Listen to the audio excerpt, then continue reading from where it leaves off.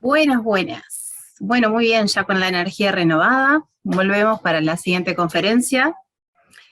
Confieso que el nombre 8 capas, un objetivo, me provocó esa risa característica de los que comparten un chiste interno. Me sentí un poco nerd, voy a reconocer, y hasta me vi tentada a explicarlo ahora en la previa por si a alguno se le escapó, pero tengo miedo de ser esas personas que rematan el chiste de otro, así que prefiero dejarlos con la intriga, que se los explique Víctor David Cáceres. Víctor es CEO de la empresa ISG Latam, Paraguay. Es ingeniero en sistemas por la Universidad de La Rioja de Argentina, cuenta con varias certificaciones internacionales de ética y hacking, ha participado en congresos internacionales y se divierte haciendo lo que más le gusta, el hacking ético, que entre nosotros, Víctor, es una redundancia, el hacker por defecto es ético y es investigador, así que, perdonen, pero tenía que reivindicar esa profesión. Así que bueno, bienvenido Víctor, y contanos si nos estás acompañando ahora desde Argentina o estás en Paraguay, ¿dónde estás? Yo estoy en Paraguay. Buen día a todos, Bien, ¿cómo están? Buenas tardes, dependiendo de la dónde charla es estén. tuya, muchas gracias Víctor. Dale, gracias. Voy a compartir pantalla. Confirmen porfa si se está viendo. Bueno, buenos días a todos, buenas tardes, dependiendo de dónde estén. Mi nombre es Víctor Cáceres y el título de esta charla es 8 capas, un objetivo. Para nosotros en realidad son 8 capas y un solo objetivo en común, que es ayudar a mejorar la ciberseguridad de la empresa, ¿no? Durante la charla vamos a estar exponiendo nuestro punto de vista, nuestra metodología y lo que nosotros pensamos y ejecutamos en base a nuestra visión, ¿no? Y cómo intentamos darle una vuelta de rosca para ayudar a mejorar la seguridad, como les decía en un principio. Bien, un poco acerca de mí. Soy ingeniero en sistemas, nací en Tucumán, Argentina, viví en Buenos Aires por 4 años, 5 años después de que me recibí de ingeniero en sistemas. Y hace 5 años que estoy viviendo en Paraguay, donde fundé mi propia empresa que se llama ISG Latam, y cuento con algunas certificaciones como la de CCNA, CH o SCP, de HackerWay y demás. Bueno, sin más que nada, vamos a ir a la presentación. Todos estamos familiarizados con lo que es el modelo OSI, así que vamos a hacer un breve repaso sobre el modelo OSI. Del lado izquierdo ustedes pueden ver el modelo OSI y del lado derecho algunas herramientas de seguridad que se utilizan para defender las capas del modelo OSI, ¿no? No están todas las herramientas, pero son solamente algunas de las que se pueden utilizar. La capa de aplicación es la capa con la que mayor interactúa el usuario. En esta capa nosotros podemos tener un navegador web, podemos tener correo electrónico, y como defensa de esta capa podemos tener proxies, podemos tener un Web Application Firewall. En la capa de presentación, esta capa es la encargada de traducir los datos para el consumo de la capa de aplicación. Un claro ejemplo de la capa de presentación sería el cifrado y descifrado de datos. Eso ocurre acá en esta capa. La capa de sesión, cuando dos computadoras o dos servidores intentan comunicarse entre sí, se crea una sesión y esta capa es la encargada de controlar o supervisar, por ejemplo, cuánto tiempo debe esperar un sistema para recibir una respuesta. Luego tenemos la capa de transporte, que es la responsable de la comunicación de extremo a extremo. Esta capa toma los datos de la capa de sesión y la pasa a la capa 3, que es la capa de red, la cual es la encargada de encontrar el mejor camino hacia un destino. Luego en la capa 2 tenemos lo que es la capa de enlace de datos. Acá esta capa es la encargada de controlar, digamos, el flujo y los errores que puedan ocurrir en la comunicación. Y luego, por último, tenemos la capa física, que es la capa, digamos, en la que se establece cuáles van a ser los medios físicos para la transmisión, que puede ser un cable o puede ser una señal electromagnética, por ejemplo. Entonces, como les decía, cada una de las capas puede tener medidas de protección para poder asegurar estas capas. Ya habiendo repasado el modelo OSI, podemos explicar cuáles son algunas de las medidas de protección que se pueden aplicar a las capas. Por ejemplo, en la capa física podemos tener un guardia de seguridad que controla el acceso para que alguien no nos altere nuestro switch o no pueda acceder a determinadas partes del edificio.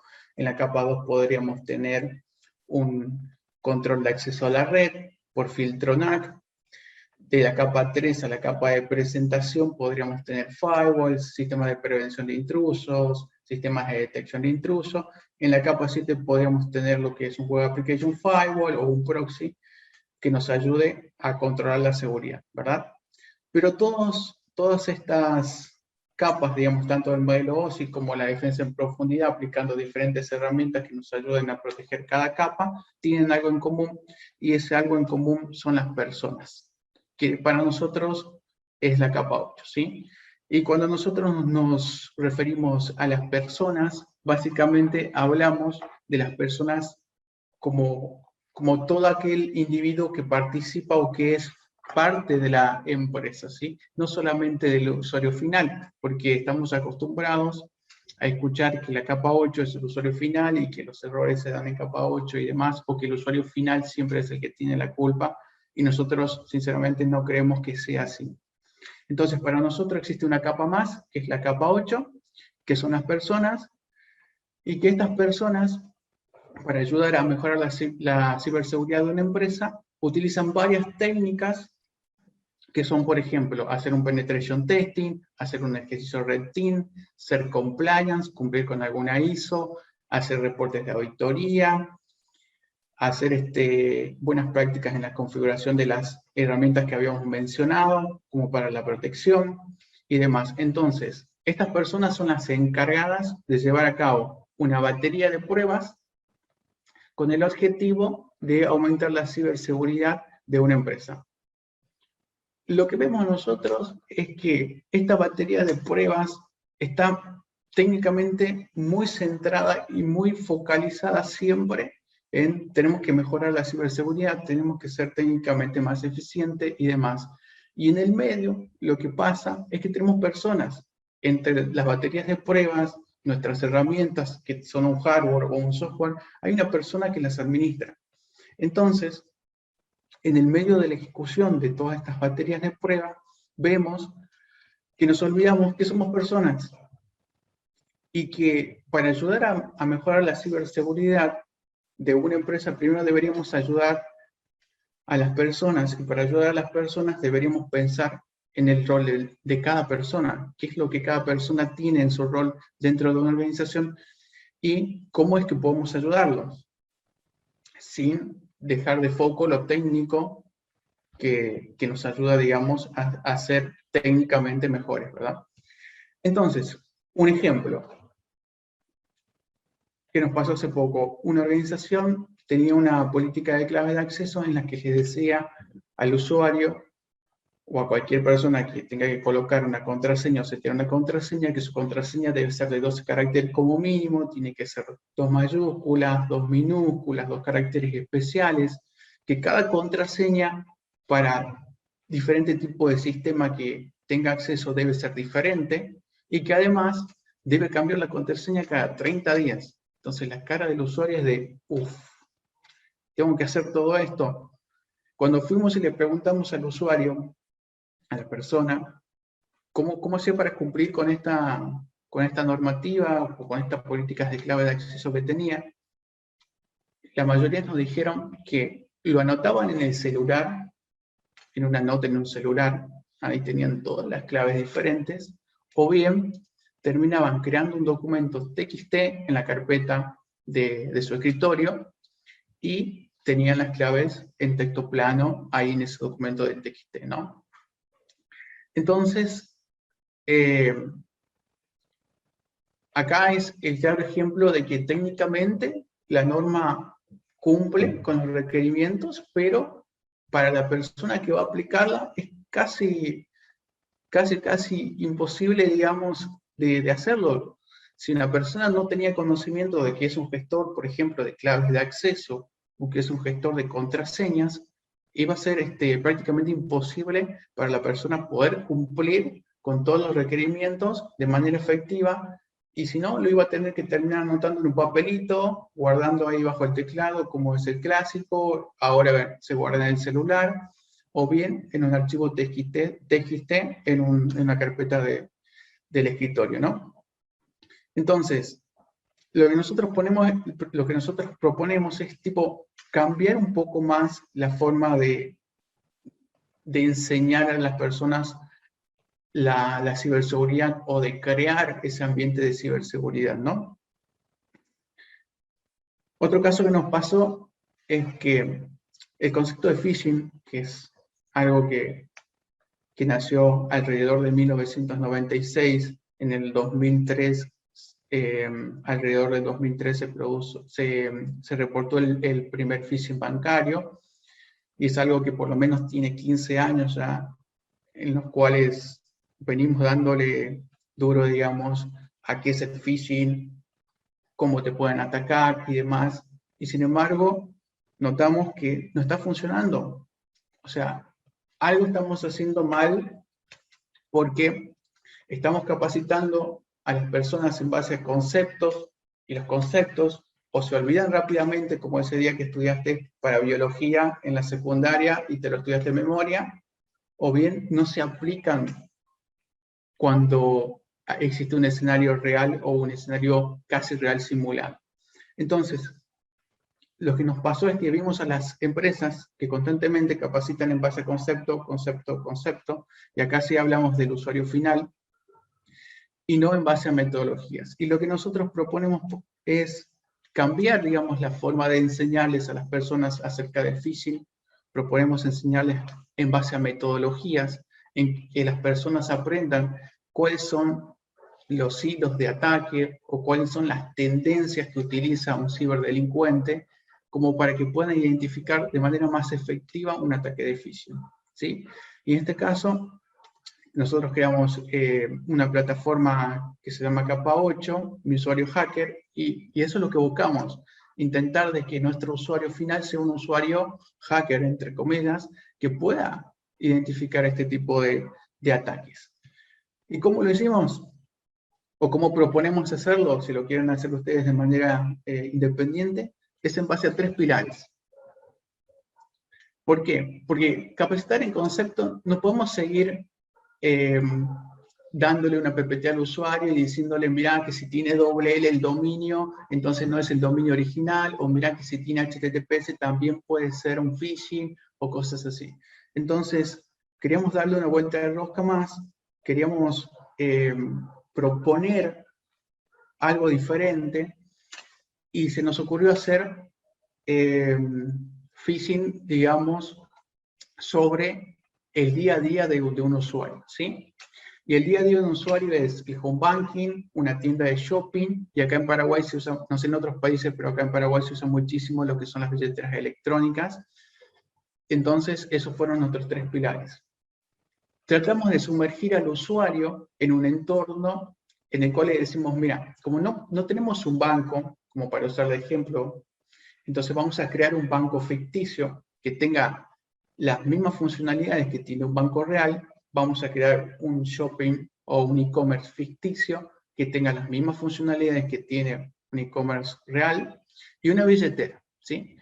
Y vamos a sumergir al usuario en este contexto, y le vamos a decir, para nosotros, este sería el sitio original en el cual ahora vos, usuario, a través de lo que nosotros te enseñamos, vas a tener que investigar y determinar en tu función de detective cómo es que se produce el phishing, o si un mensaje que te está llegando es un phishing o no, ¿sí? Entonces, usamos todos los servicios que tiene nuestro banco casi real, digamos, atacamos a este banco casi real con phishing también, y hacemos que el usuario de manera práctica pueda ir identificando cuáles son los vectores de ataques, o si algo es verdadero o falso en cuanto a un banco, por ejemplo.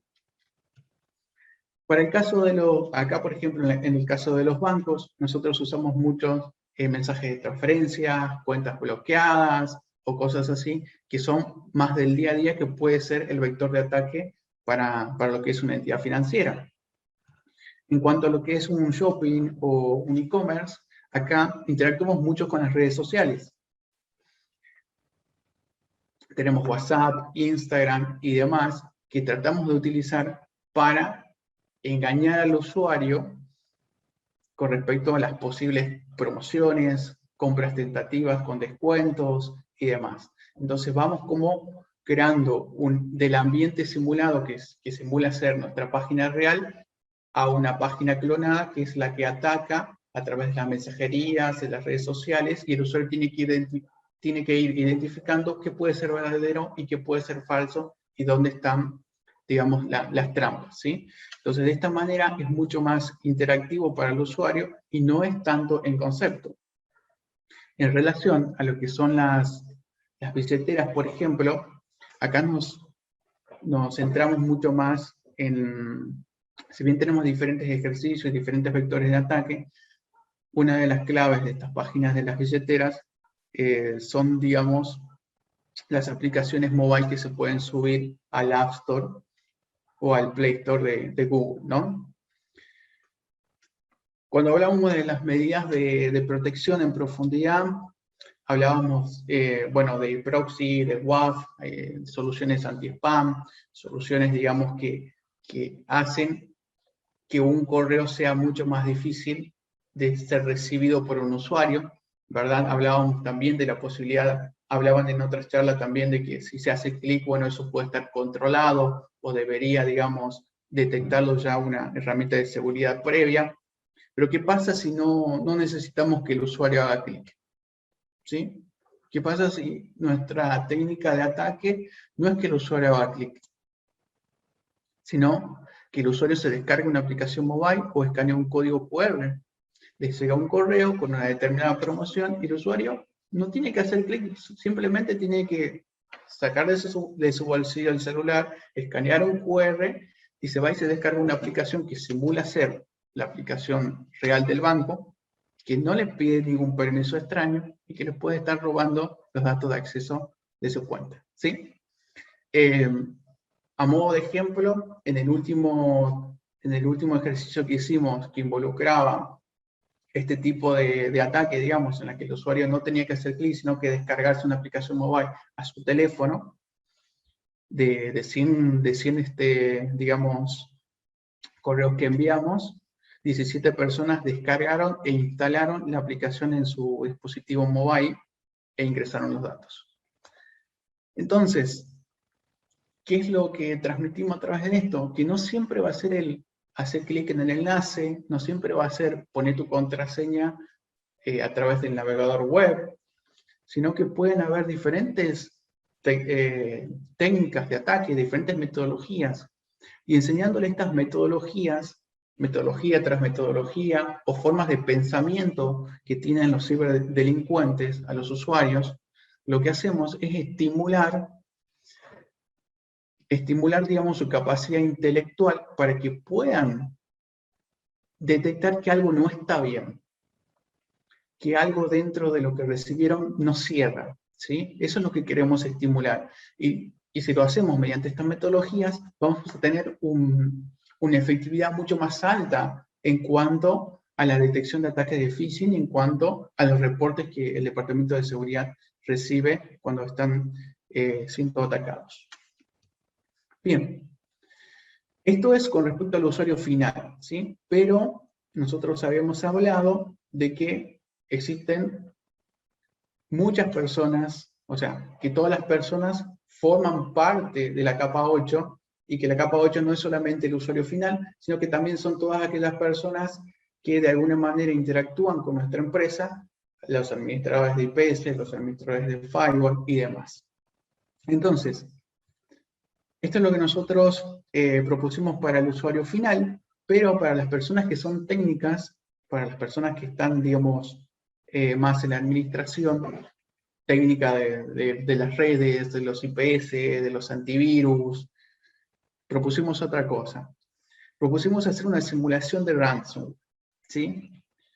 Y Acá me gustaría hacer una aclaratoria entre qué es una simulación de ransomware controlada y cuál es la diferencia entre un ejercicio de Red Team, ¿sí? Porque, por ejemplo, si bien en un ejercicio de Red Team con una persona que esté enfrente de una consola, que sea un pentester, por ejemplo, tomando decisiones, esa persona puede ir cambiando, tiene inteligencia propia y no es un punto exe que se dejó nomás y ese punto exe resolvió su lógica, digamos, como lo tenía, ¿no? Un ejercicio de simulación de ransomware, como nosotros planteamos, es algo mucho más real que un ejercicio de Red Team y va con diferentes escenarios. Bien, entonces, pero si queríamos hacer un ejercicio de simulación de ransomware controlado, teníamos que plantearnos ciertas cuestiones primero. Y estas son algunas de las preguntas iniciales que nos hicimos. ¿Qué comportamiento queremos simular del ransomware? ¿Queremos que nuestro archivo .exe al ejecutarse se esparza por la red? ¿Queremos que nuestro archivo .exe al ejecutarse bloquee el sistema operativo haciéndolo inaccesible o cifre los datos del equipo? ¿Qué tipo de escenarios vamos a utilizar para hacer esta simulación de ransomware? ¿Es lo mismo ejecutar un archivo .exe desde una sucursal de un banco o desde una sucursal de una empresa que ejecutarlo desde casa matriz? ¿Es lo mismo ejecutarlo si alguien se lo descarga directamente o si alguien lo lleva en un pendrive? ¿Es lo mismo si se ejecuta desde un usuario que es un insider malintencionado? Entonces, planteamos diferentes escenarios. ¿Hasta dónde queremos llegar? El ransomware debería tener la posibilidad de llegar a tomar control del dominio completo de la organización, es decir, ser domain admin o ser administrador del dominio, o hasta qué privilegios debería el ransomware poder llegar. Y lo último era si deberíamos dejar huellas o no. Y acá nos pareció muy importante dejar huellas porque para el equipo de CSIR va a ser muy útil que esas huellas queden cuando se hace un ejercicio de simulación de ransomware controlado y para que poder tirar de ahí y mejorar nuestro plan de CSIR o crearlo en el caso de que no tengamos. Bueno, entonces, manos a la obra y cómo hicimos para crear el ransomware. Bueno, inicialmente, conocimientos en Python para programar, C# y tiempo. Este fue el factor, digamos, clave, el tiempo. Este es un ejercicio que nosotros lo habíamos pensado ya a inicio del 2020 y que lo teníamos prearmado, maquetado, pero que no lo habíamos programado. Lo habíamos pensado y como en el 2020, bueno, gracias a Dios tuvimos una carga de trabajo bastante alta, no le pudimos dar tanta atención, y en el 2021 ya lo terminamos de programar y hacerlo realidad, ¿no? Entonces nos pusimos a programar en Python, algunas cosas en C# y crear ese .exe. Para el modo de esparción, generalmente tomamos dos modos de esparción una vez que el ransomware se ejecuta. Lo hacemos a través del protocolo SMB de Windows, que se usa para carpetas compartidas e impresoras, y por RDP, ¿sí? Por RDP tiene una funcionalidad similar, que es como un auto-phishing, donde sale una ventanita de Windows que le pide confirmación al usuario de que va a ejecutar con sus privilegios. Entonces, como es una ventana de Windows, no es nada que va por HTTPS, no se le abre ningún navegador web, es una ventana propia de Windows. El usuario confía mucho en Windows, entonces ingresa sus credenciales, capturamos esas credenciales por RDP, digamos que ingresó el usuario, y la utilizamos para esparcirnos por RDP, dependiendo a qué estaciones puede el usuario conectarse por RDP. Y luego teníamos otro tema que ahora cuando veamos la demo les voy a mostrar, que es el tema de firmar nuestro .exe, porque es todo muy bonito y demás, pero a la hora de ejecutar nuestro ransomware, teníamos el problema con Windows de que al no estar firmado, aparece editor desconocido y Windows te lo advierte, ¿sí? Sale un cartel de advertencia que dice este editor es desconocido. Entonces solucionamos eso de manera muy fácil comprando un certificado para firmar software. Compramos un certificado para firmar software, firmamos el ransomware y listo, ¿no? Bueno, entonces, ¿qué hacemos con este ejercicio de ransomware? ¿A quién realmente ayudamos? ¿A qué tipo de personas ayudamos? Bueno, con una ejecución de ransomware controlado, nosotros podemos ayudarlos a los administradores de red, al equipo de SECIR, ¿sí? Al equipo de seguridad de información y a los usuarios finales también, ¿sí? Ese es nuestro objetivo, que con este ejercicio de ransomware controlado podamos ayudarlos a mejorar, digamos, y afinar ciertos aspectos que por ahí no estaban afinados, o por ahí, digamos, eran diferentes porque cuando se va a hacer un pentest o un ejercicio de red team, se le da acceso de alguna determinada manera a una persona, a un pentester, para que haga las tareas que corresponden, digamos. En cambio acá es un archivo .exe que entró por algún lugar y no hay ningún tipo de acceso más que la ejecución del doble clic de ese archivo .exe. Bien. Así que si les interesa, les muestro una demo. Bueno, yo sé que sí, así que voy a cerrar esto. Y vamos a ver una demo de cómo funciona básicamente nuestro ransomware. Para exponerlos un poco en contexto, tenemos dos máquinas virtuales, ¿sí? Esta es la máquina virtual cliente 1.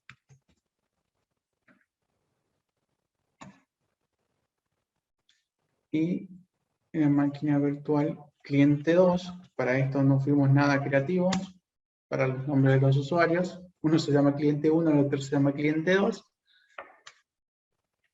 Y en la máquina cliente 2 va a ser la máquina, digamos, en la cual se logra la expansión del ransomware.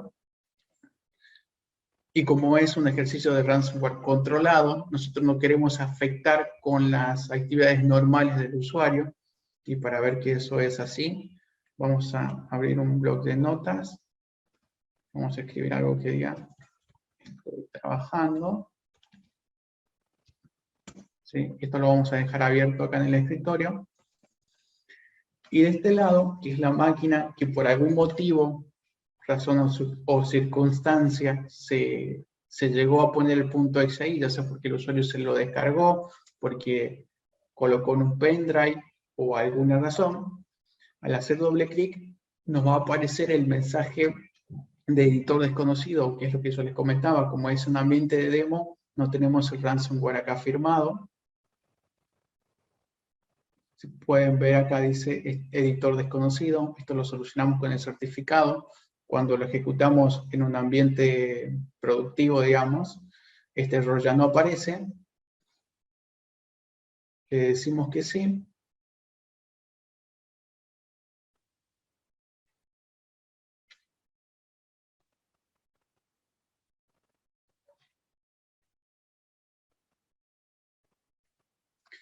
Y lo que va a pasar es que la pantalla de esta máquina se va a bloquear y solamente se va a poder acceder con una contraseña maestra, que es la que se distribuye, digamos, a las personas que hacen el ejercicio de simulación de ransomware.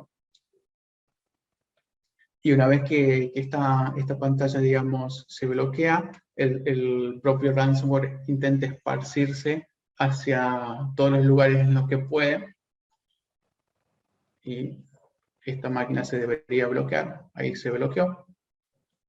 Y la única forma de acceder, digamos, volver al entorno productivo, es colocando la contraseña maestra. Por ejemplo, si le dejamos nosotros activados las pulsaciones, si yo intento abrir acá el explorador,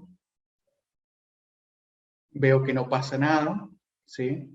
Si yo intento abrir, por ejemplo, el navegador, veo que tampoco pasa nada. O sea, tengo funciones, pero no puedo volver al entorno al entorno de trabajo, mientras que no coloque la contraseña correcta. Una vez que coloco la contraseña correcta, veo que el entorno, digamos, sigue productivo sin afectar, digamos, la funcionalidad del usuario, que es algo que también queríamos lograr, ¿no? Porque si vamos a hacer una simulación de ransomware controlado lo más real posible, bueno, vamos a intentar, dependiendo del escenario, que no afecte al día a día digamos, de la persona que esté enviando un correo, cargando una planilla, etcétera, etcétera, ¿sí? Simplemente que se le bloquee la máquina, o que se le bloquee por expansión, o que se le bloquee porque, digamos, hizo clic en donde no debía, y listo. Después que pueda colocar la contraseña maestra para poder volver a las actividades normales.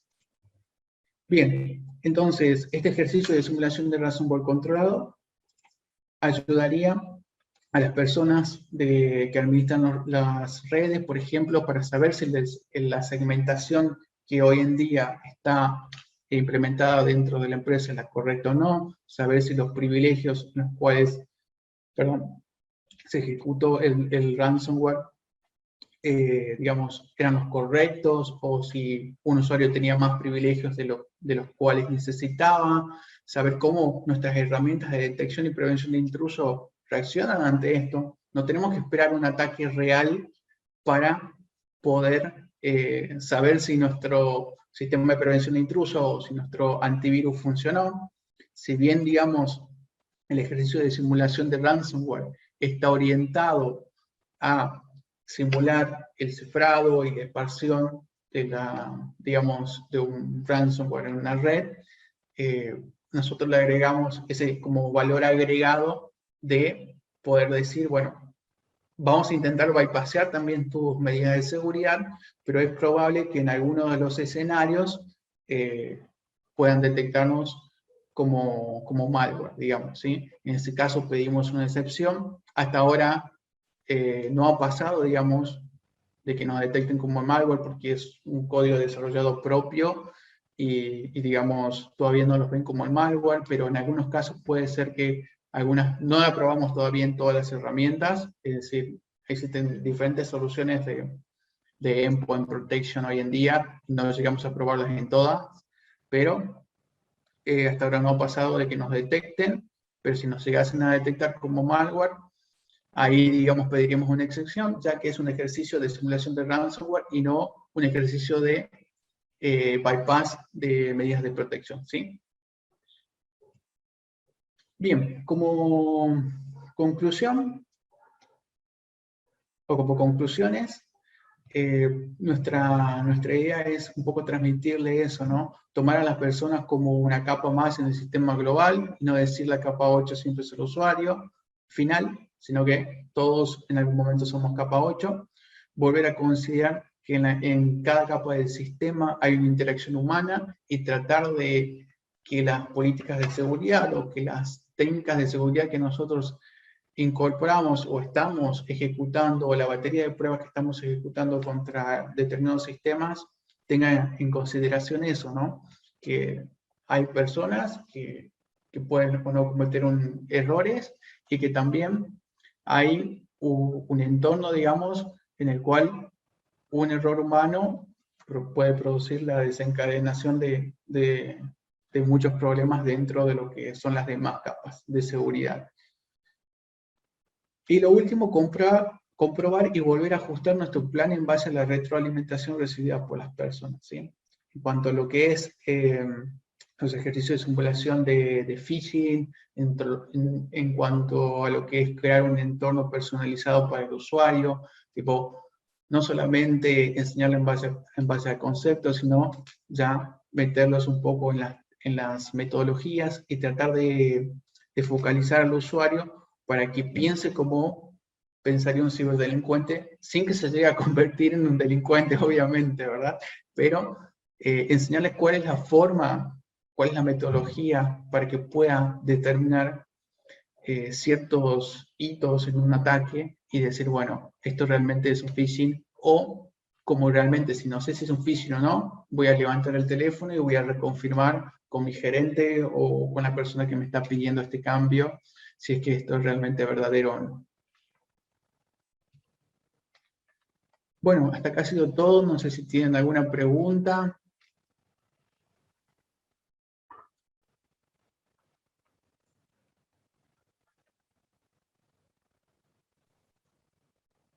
¿Algo que nos quieran Vale. preguntar? Ahí, ¿me escuchan? ¿Me escuchas, Víctor? Te escucho, te escucho. Bárbaro. Bueno, muchísimas gracias, la verdad. A ver, déjame ver si tenemos algo en preguntas. Por ahora no veo, lo que te planteo si nos surgen ahora es que te las podamos ir mandando, que las puedas responder de a una. Sí. Lo que nos suelen preguntar a veces es Sí. el tema, digamos, del código fuente del ransomware. Sí, para probarlo. Sí, generalmente algunas personas nos preguntan si el código fuente lo pueden ver y demás.